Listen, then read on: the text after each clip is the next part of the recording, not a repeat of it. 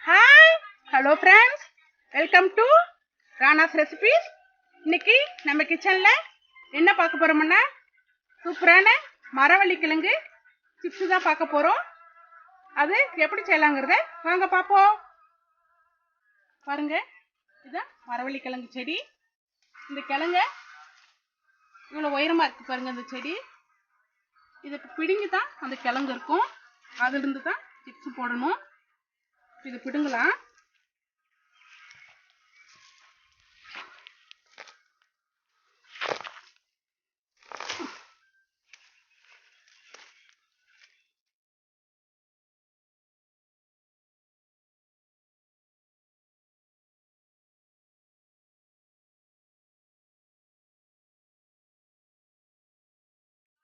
இந்த கிழங்க க்ளீன் பண்ணிட்டு மேலே இருக்கிற ஸ்கின்னெல்லாம் ரிமூவ் பண்ணிடணும்.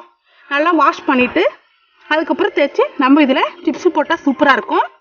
அது எப்படி சிப்ஸு போடலாங்கிறது வாங்க பார்க்கலாம். பாருங்க, மரவள்ளி கிழங்கு சிப்ஸு செய்ய போகிறோம். அதுக்கு மரவள்ளி கிழங்கை தோலெல்லாம் எடுத்துட்டு இந்த மாதிரி சுத்தம் பண்ணி எடுத்து வச்சுருக்கேன். இது ஆள்வள்ளின்னு சொல்லுவாங்க, மரவள்ளி கிழங்குன்னு சொல்லுவாங்க.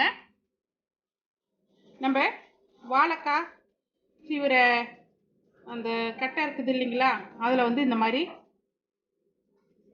மெலிசா சீவி எடுத்து வச்சுருக்கேன். இந்த கிழங்கை வந்து இப்போ எண்ணெயில் போட்டு பொரிச்சு எடுக்க போகிறோம்.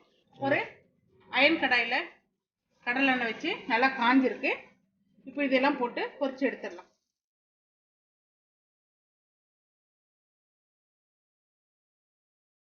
இந்த சிப்ஸு ரொம்ப ஹெல்த்தியானது, ரொம்ப நல்லா டேஸ்ட்டாக இருக்கும். இந்த கிச்சன் உங்களுக்கு பார்த்தீங்கன்னா டிஃப்ரெண்ட்டாக இருக்கும். நேட்டிவ் பிளேஸ் வந்திருக்கோம். நேட்டிவ் பிளேஸ்லேருந்து இந்த வீடியோ உங்களுக்கு ஷூட் பண்ணி அப்லோட் பண்ணுறோம்.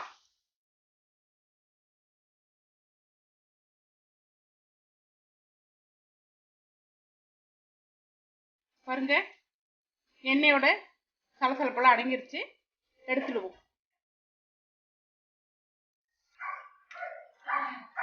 பாருங்க, ரெடி ஆயிடுச்சு. எடுத்துடுவோம்.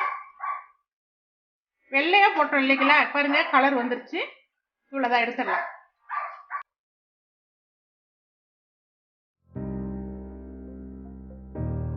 இப்போ நம்ம இது எல்லாத்தையும் இதே மாதிரி போட்டு பொரிச்சு எடுத்துடலாம்.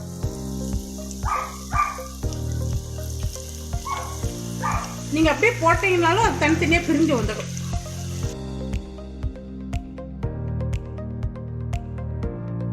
உப்பும் வத்த மிளகாயும் போட்டு பொடி பண்ணி வச்சுருக்கேன். இந்த மாதிரி கோர்ஸாக இருக்கணும். பாருங்க, எல்லா மரவள்ளி கிழங்கையும் நான் சீவிட்டு இந்த மாதிரி பொரிச்சு எடுத்துட்டேன். இதில் மேலே தேவைக்கேற்ப சில்லி ஃப்ளேக்ஸும் கல்லுப்பு சேர்ந்த பொடியை தூவிட்டு சாப்பிட்டுக்கிட்டிங்கன்னா டேஸ்டியான மரவள்ளி கிழங்கு சிப்ஸு சூப்பராக எவ்வளோ எம்மியாக ரெடி ஆகிடுச்சு பாருங்க. இந்த சிப்ஸு பார்த்தீங்கன்னா பொட்டேட்டோ சிப்ஸை விட ரொம்ப ஹெல்த்தியானது.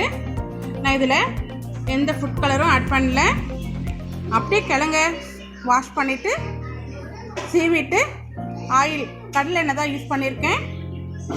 கடலை எண்ணெயில் பொரிச்சு எடுத்த சிப்ஸ் இது ரொம்ப டேஸ்டியாக இருக்கும், கிறிஸ்பியாக இருக்கும். இந்த சிப்ஸை ரச சாதம், தயிர் சாதம், சாம்பார் சாதத்தோடு சாப்பிட்றதுக்கு செம்ம காம்பினேஷனாக இருக்கும். ஓகே ஃப்ரெண்ட்ஸ், இந்த ரெசிபியை ட்ரை பண்ணி பாருங்கள், ரொம்ப நல்லாயிருக்கும். எங்கள் சேனலை லைக் பண்ணுங்கள், ஷேர் பண்ணுங்கள், கமெண்ட் பண்ணுங்கள், சப்ஸ்கிரைப் பண்ணுங்கள். தேங்க்யூ.